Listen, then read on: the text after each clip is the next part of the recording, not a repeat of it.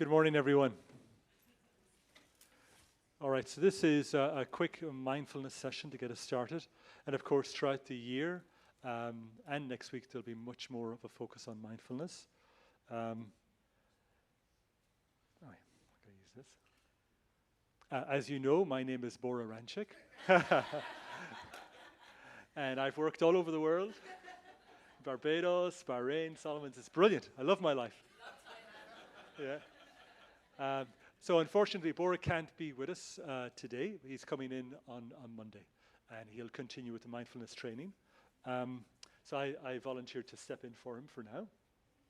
And of course, this is a quick look at the idea of becoming a better teachers through mindfulness. I'm sure that many of you have already been in contact with mindfulness sessions, or you've had some level of mindfulness training, because of course it has been trending as a big part of education for at least the last decade now.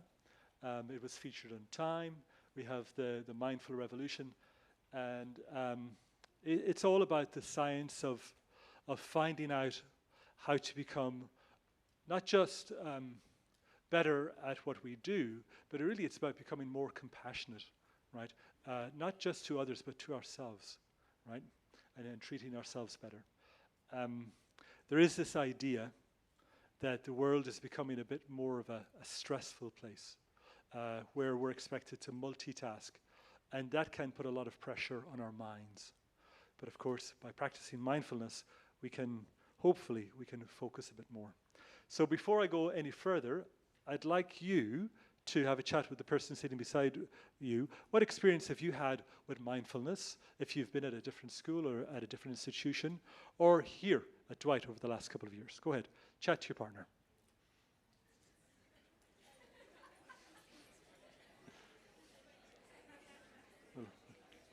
Yeah, it'll do. Yeah, it's the last one.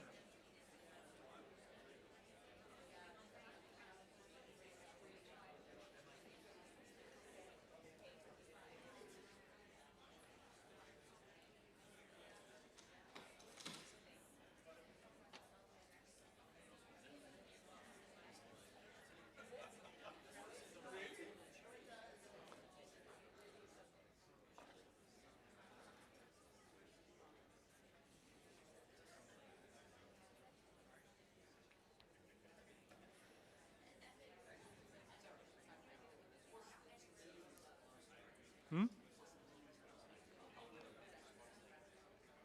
I'm not sure. Could be. It could be. I don't know. I don't know. Yeah. Yeah.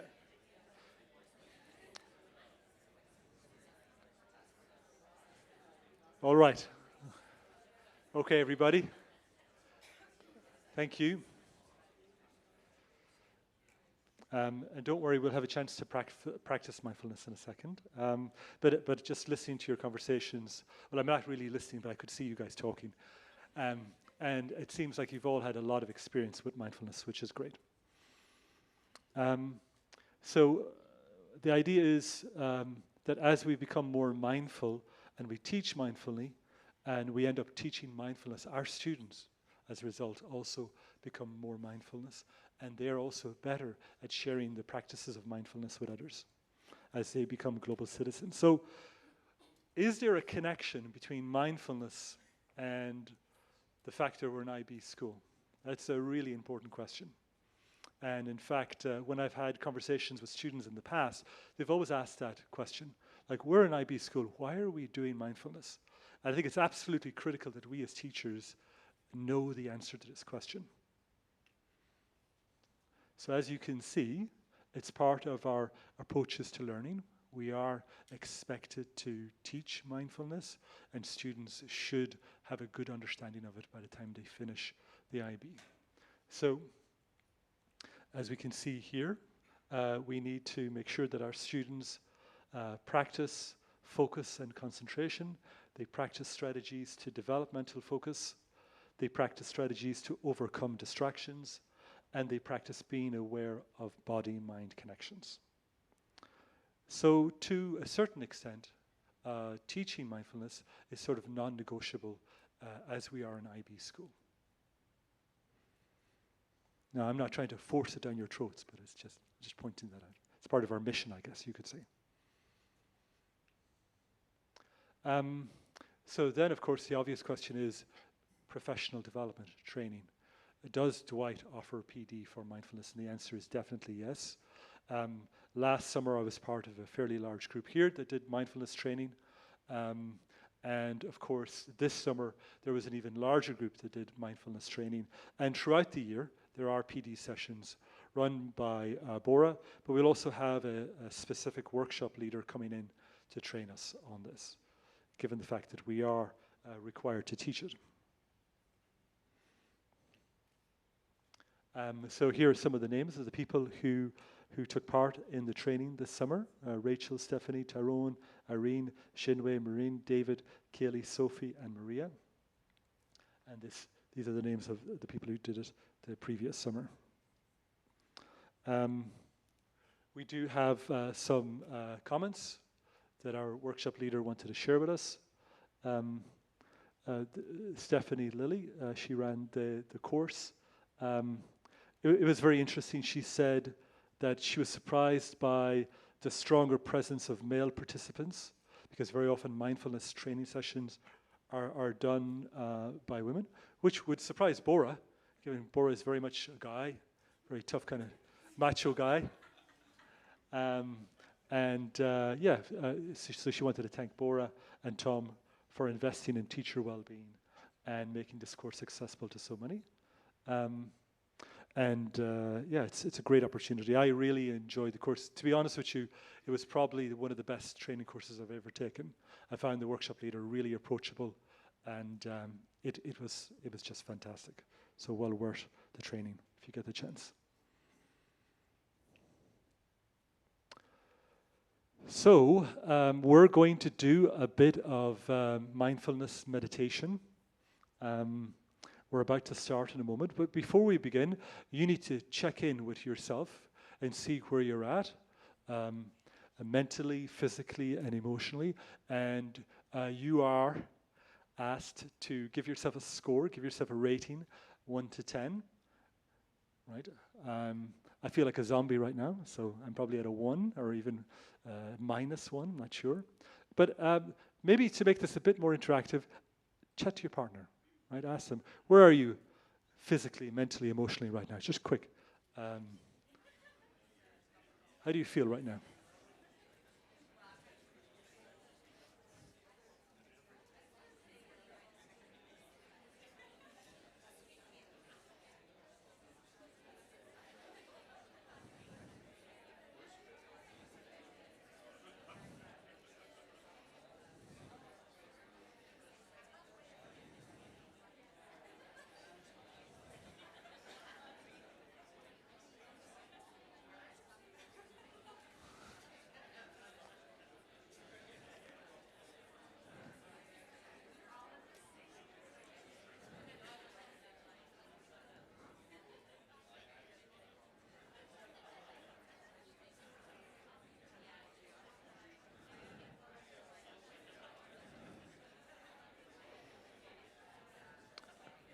Okay, all right, so get ready, here it comes. Here comes the massive minute of mindfulness. I hope you're not stressed out about this or excited, but unfortunately, it's going to be a YouTube video that we're going to watch that's going to take us through the steps. I'm really sad about that because I love taking the kids through the minute of mindfulness. I usually have a large bell and I ring right in front of them and scares the life out of them. And then during the whole minute, they're terrorized, waiting for that bell to ring one more time in their ears. They have it for the rest of the day. I'm kidding. But the kids really, I'm talking about the grade 12 students even, they love this minute of mindfulness. It really is a break from their day, and it gets them, ready and prepared for what's coming next. So it is something at this school that we regularly practice. In our lessons, before exams we do it. For example, with my mock exams, we always do our mindfulness practice. Before the IB final exams in May, we do mindfulness sessions with our students. And our students have said consistently that it's been a great help, a great way to start for exams. So we're going to practice this together as teachers, and the expectation is that you as a teacher will carry this forward into your lessons as well. Now, you don't need to do it every lesson, but there'll be certain times, certain days where it's sort of appropriate, right? So we're going to play the video. Dayon. Anytime now. All right, here we go.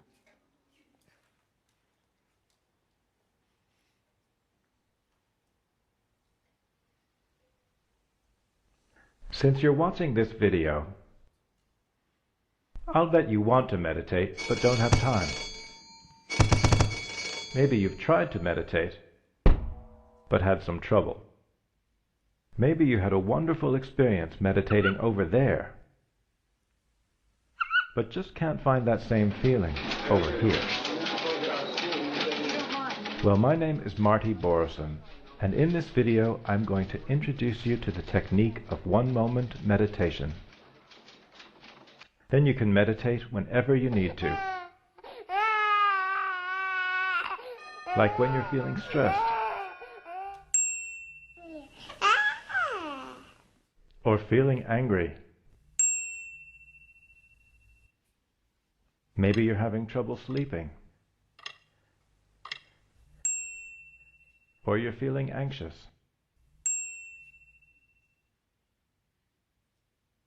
Or you just need a new idea. Although one-moment meditation is ultimately about meditating in a moment, we're going to start with a minute. We start with a minute because a moment goes by so quickly that it's very hard to notice.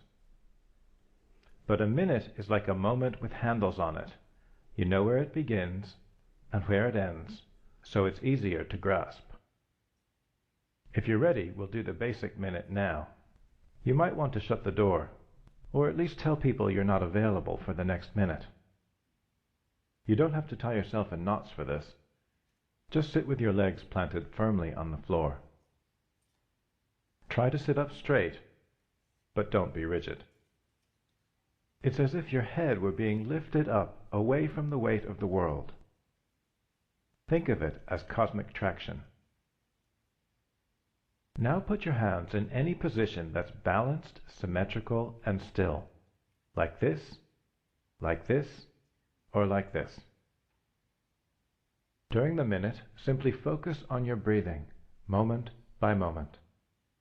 Of course, even in the space of a minute, you will get distracted.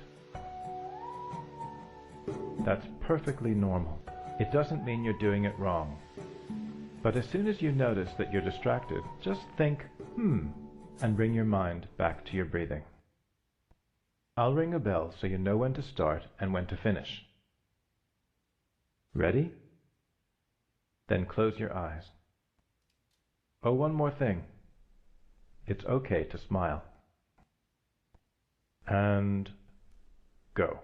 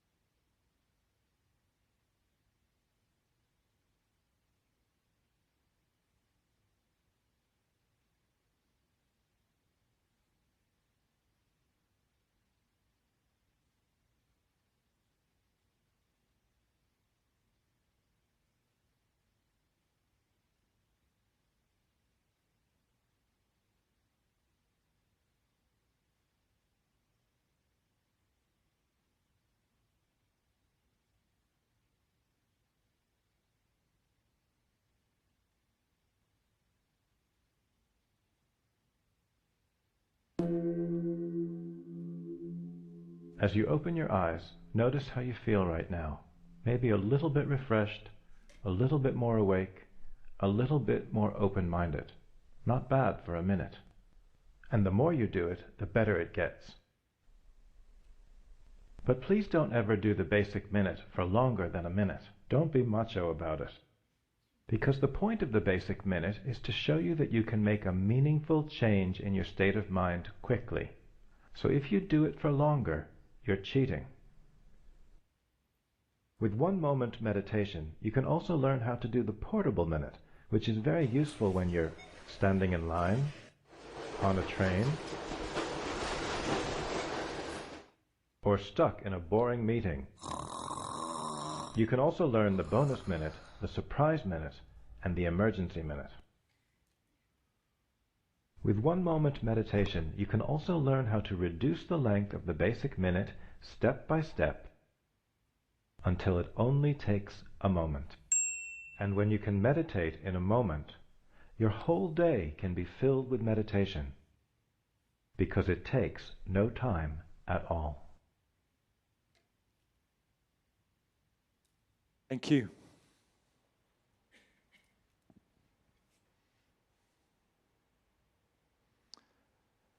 All right, everybody, we're good. Dan, we can go on to the next slide now. So how do you feel right now? So once again, give yourself a score out of 10 and have a chat with your buddy beside you about it. And if you're asleep, wake up.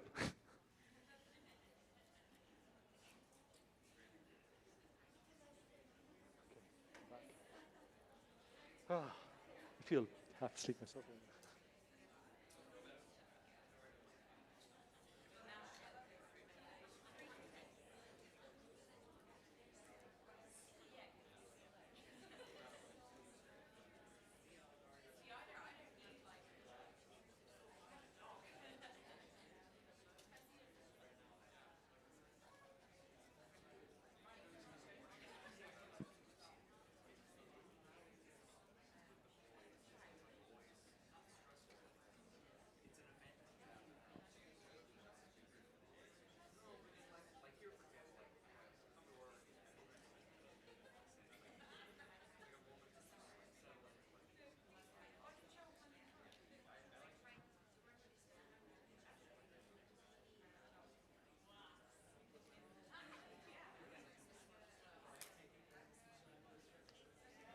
All right.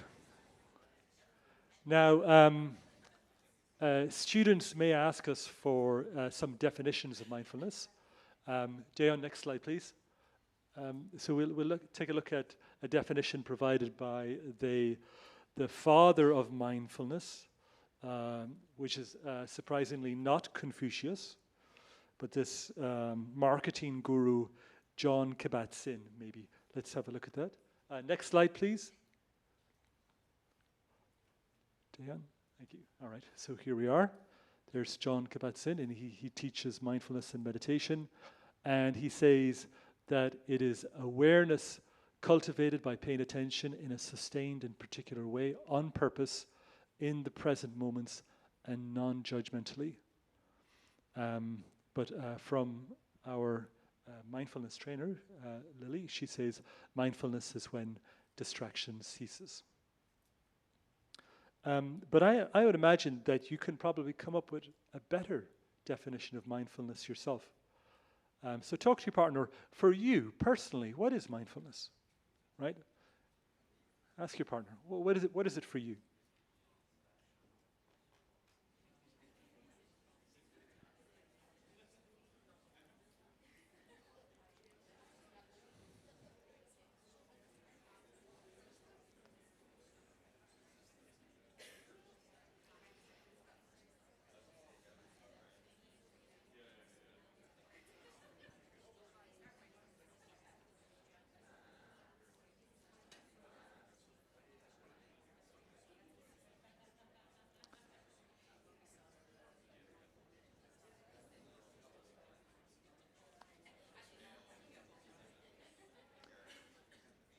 Now I'm going to get some input from the audience. So I'm going down here. Any volunteers for their definition of mindfulness? What, for them personally, what does mindfulness mean? Raise your hand. Or I'll just start to hand the microphone randomly to people. Mm-hmm. All right. For me, it's definitely just being present. That's it. Stopping with everything that's going on and just being present in myself. So focusing on yourself and being there, being in the moment. All right, great, thank you. I see hands, yes, great. Going back here. All right. It's, for me, mindfulness is a tool for self-regulation. So it's giving me some time to make sure that I am regulated during the day. Thank you. All right, so self-regulation. All right, anyone else want to give this a shot? Raise your hand. I'm going over here. Going over here. Who? We have someone? Oh, I'm sorry, Michelle. I think it's also about gaining perspective, not being carried away by your thoughts. Right. Gaining perspective and not being carried away by your thoughts. Again, going back to getting rid of those distractions, at least just for a moment. All right, great, thank you. I'm going to go to Mr. Ferguson. Yes.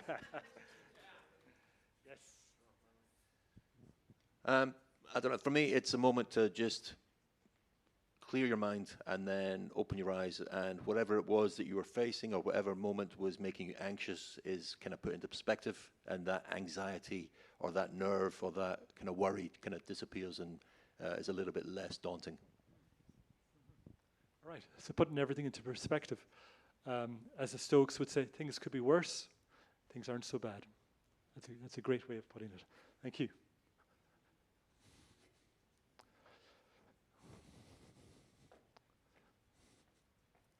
All right, next slide, please.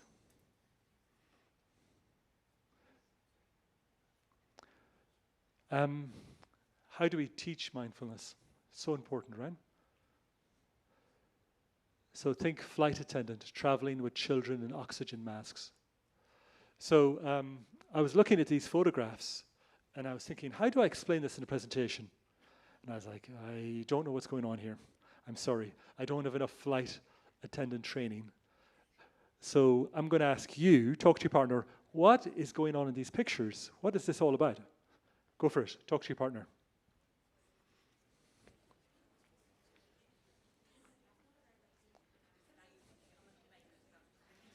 The plane's about to crash.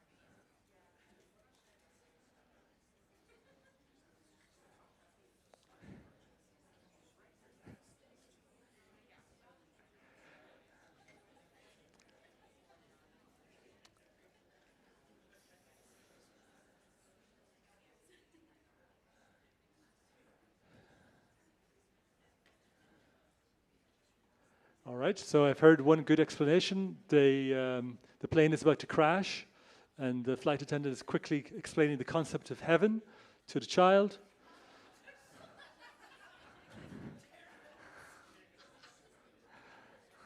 No, I don't think that's what it is. No. All right, I hope you guys worked it out. All right, so the idea is, as far as teachers are concerned, is that we're trying to get students to see that when they practice mindfulness, they become more effective, more efficient learners. Their stress, their anxiety sort of drops away, at least for a moment, right? And they have a better perspective in terms of, like, say, exams or whatever is stressing them out. They realize, things are not so bad, right? I can do this. So it's about having that clarity of mind. It reduces burnout. A big question here is, does research back this up? Like, is this just another gimmick, another sort of like religious cult thing that the IB has been hijacked with? Well, let's take a look at some of the research. There's the Dalai Lama talking to Professor, let me get his name right. And in my head, his name is Professor Ritchie, but that can't be right. Hold on. Just because he's rich doesn't mean his name is Ritchie. Oh, his name is Ritchie. Yes, Professor Ritchie Davidson, talking to the Dalai Lama. And they're basically saying that if all children were taught mindfulness, well, the Dalai Lama is saying this, if all children were taught mindfulness, then war would cease to exist within a generation. It kind of goes back to the IB's mission, right, of creating a better and more caring world. But maybe that's the Dalai Lama. So again, we're trying to answer this question about what's the research? Like, Ritchie Davidson, he's a very rich, but he's also a neuroscientist, right? So what's the connection here?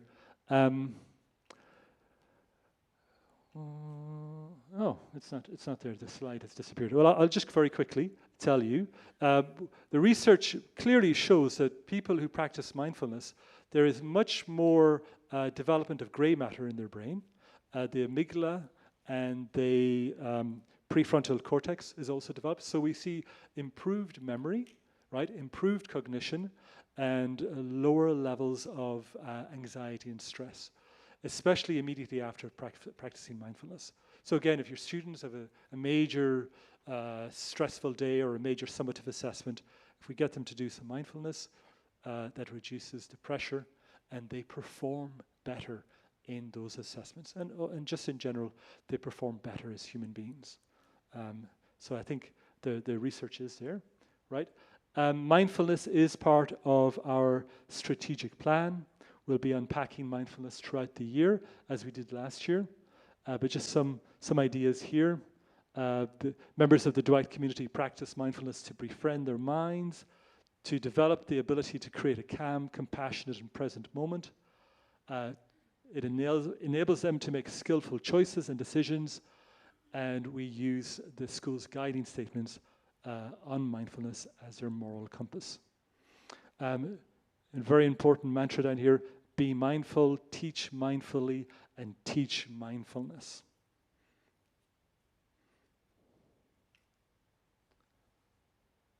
So here we see some of the sessions run by teachers last year, and there's Mr. Bora Ranchik doing mindfulness.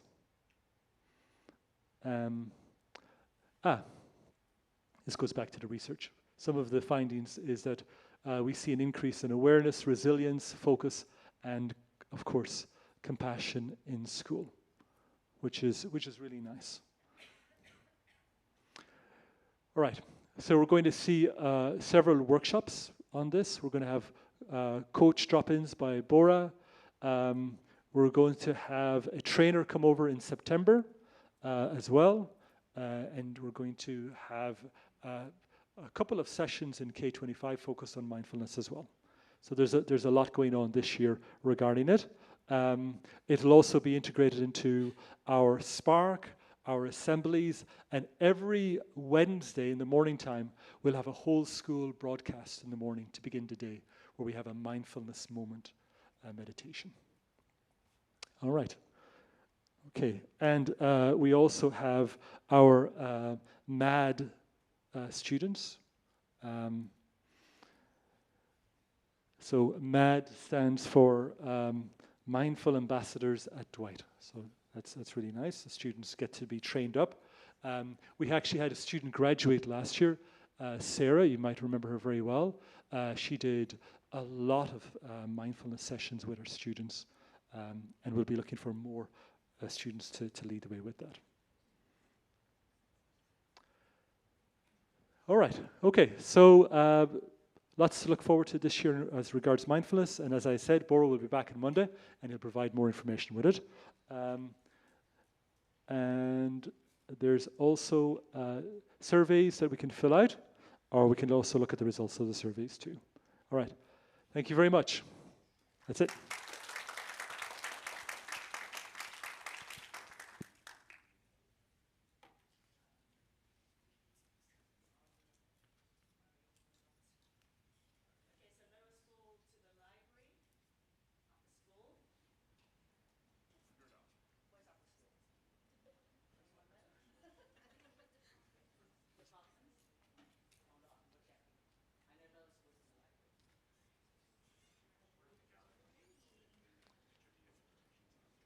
Gallery. Right, so gallery first and then classroom time for teachers. HODs for, right. HODs in the gallery. Yeah. Oh, don't forget to sign the document before you leave regarding criminal checks.